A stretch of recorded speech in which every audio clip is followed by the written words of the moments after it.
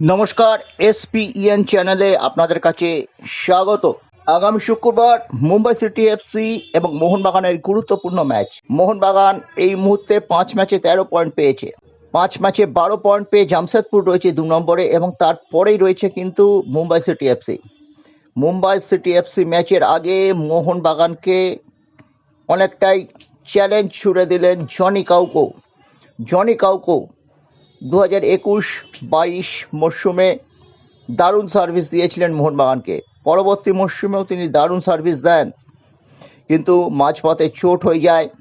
রিহাবের পুরো ব্যবস্থা মোহনবাগান ক্লাবকেরও ছিল, রিহাব করে তাকে আবার ফিরিয়ে নিয়েছিল, কিন্তু শেষ পর্যন্ত মোহনবাগানে যখন চেঞ্জ ওভার হলো, মলিনা ফিরলেন হুয়ান ফেরান্দোর জায়গায় জানুয়ারি মাসে, আজকে থেকে 3 বছর আগে। তখনই কিন্তু জনি কাউকোকে বাদ দিয়ে দেওয়া হয়।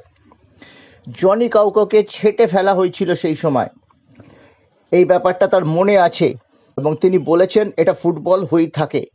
কিন্তু মোহনবাগান যেভাবে আমাকে ছেঁটে ফেলেছিল, প্র্যাকটিসে ডেকে রিহ্যাবে পুরো সহযোগিতা করেছিল, কিন্তু তারপর আমাকে যেটা ছেঁটে ফেলেছিল আমার ভালো লাগেনি। তারপর মোহনবাগানের বিরুদ্ধে ঘরের মাঠে, কলকাতার মাঠে, যুব ভারতে আমি অত্যন্ত ভালোভাবে চিনি, এই দলের সাথে অনেকটা অ্যাকাস্টম হয়ে গেছি। চেষ্টা করব মোহনবাগানকে যোগ্য জবাব দিতে। ওটিজ আমার পাশে থাকবে। ওটিজের একটা প্রবলেম আছে। ওটিজ পিটার ক্যাটকি জানিয়েছেন যে ওটিজ ওই অনেকটা সল্ট ক্রেসপোর মতো টানা খেলতে পারছেন না, কোনো ম্যাচ খেলছেন তারপর বসে যাচ্ছেন। এছাড়া পিয়ারে ডিয়াজ তিনিও রিহ্যাবের মধ্যে রয়েছেন, ফিজিওর সঙ্গে করছেন।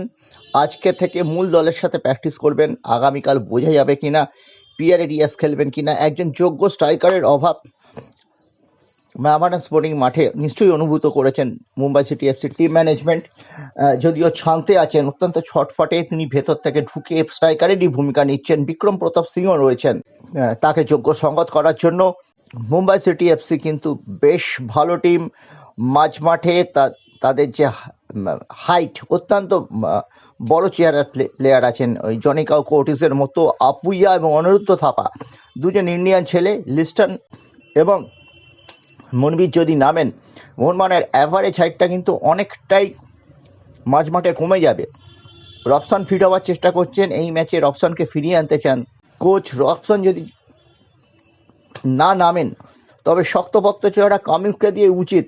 মনবীর কিন্তু সেই ছন্দে নেই। আমরা বারবার বলছি যে মনবীরকে উনি বাদ দিচ্ছেন। মনবীর মোহনবাগানকে অতীতে বহুত ভালো সার্ভিস দিয়েছে, কিন্তু সে রাইট উইঙ্গার হিসেবে মনবীর কিন্তু সেদিনকে দাগ কাটতে পারেননি, যে তিনি সুযোগ পেয়েছিলেন। লিস্টন তো ডান দিকে খারাপ খেলছেন না, সেক্ষেত্রে কামিংসকে পাশে না পেলে ম্যাকলারেন একা হয়ে যাচ্ছেন বক্সে। অন্তত 60 মিনিট, প্রথম 30 মিনিটই ধাক্কা দেওয়ার জন্য, কারণ এই ম্যাচটায় জয় ফিরতে হবে। সব টিম গায়ে গায়ে আছে, বিশেষ করে মুম্বাই সিটি এফসি এবং জামশেদপুর। গোয়া এবং ইস্টবেঙ্গল কিছুটা পিছিয়ে পড়েছে। লিগ খুব শর্ট পিরিয়ডের লিগ, পয়েন্ট আর নষ্ট করা চলবে না। ব্রেকের আগে এই ম্যাচটা জিততেই হবে মোহনবাগানকে। তাই একটু সাহস নিয়ে যদি কোচ আসেন, 3 অস্ট্রেলিয়ানকে নামিয়ে দেন, যেটা ইগর স্টিফেন ব্যারেটন যে ছোঁয়া আমরা দেখেছিলাম। হয়তো উড়িষ্যা দুর্বল দল ছিল, কিন্তু আমাদের দরকার আছে 3 পয়েন্ট পাওয়ার জন্য, একটু সাহসী হওয়ার জন্য। দেখা যাক কী হয়। এবং পাশাপাশি জনি কাউকো কতটা চ্যালেঞ্জ ছুড়ে দিতে পারেন। জনি কাউকোকে আমি জিজ্ঞেস করেছিলাম যে -20 ডিগ্রি টেম্পারেচার থেকে আপনি ইন্ডিয়ায় এসে কি করে মানিয়ে নেন।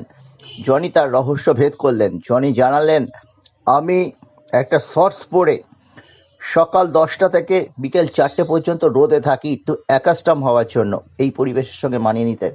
কতটা জেদ, কতটা টেনাসিটি থাকলে আজকে 34 বছরের একজন ফুটবলার এই কাজটি করতে পারেন, ভেবেই দেখুন।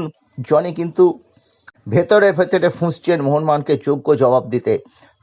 তিনি একটু স্লো, অস্বীকার করেন নাই। আপুইয়া কিংবা অনিরুদ্ধ থাপাচ্ছে, তিনি অনেকটাই স্লো, কিন্তু তার যে বিগ বডি আছে এবং দলকে যে খেলানো পেছন থেকে, তিনি কিন্তু দলটাকে পরিচালনা করেন।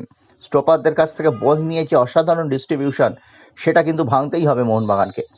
আমরা মোহামেডান মুম্বাই সিটি ম্যাচেও কিন্তু জনি কাউকোকে খুব কার্যকরী ভূমিকা নিতে দেখেছি।